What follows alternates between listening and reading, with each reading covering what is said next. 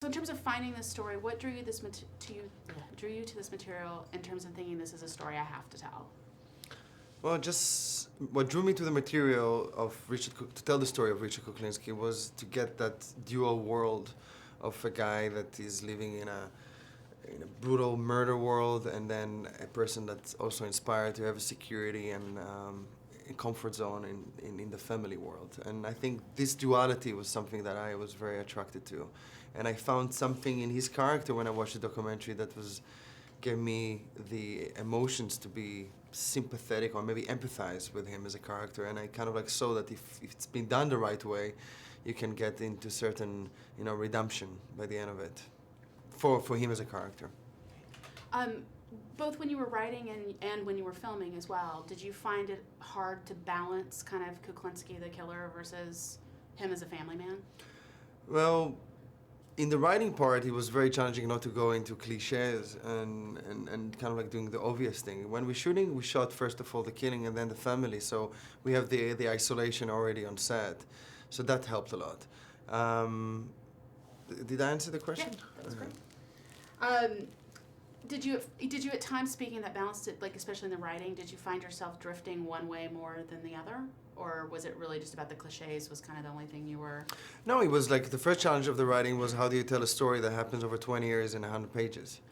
The second part was how do you tell a story that has so many ins? I mean, you can start to tell the story when he first killed when he was 16, or when he was beaten up by his dad, or, so we chose on his first date.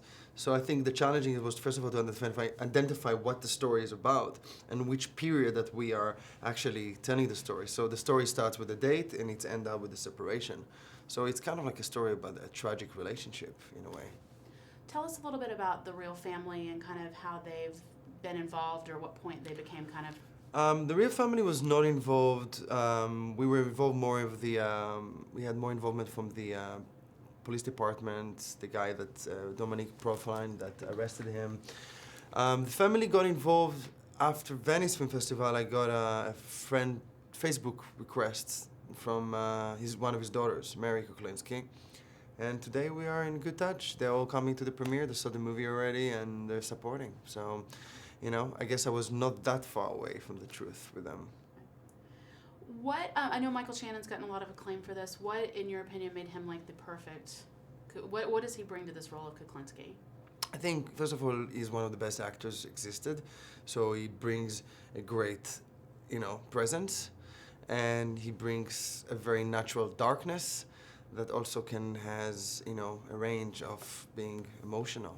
So I think Michael Shannon, knows how to go between one side to the other in one frame, like in one shot. So I couldn't see anybody else playing him. Obviously, I was walking around town for a long time trying to find a seat till Avi came bored.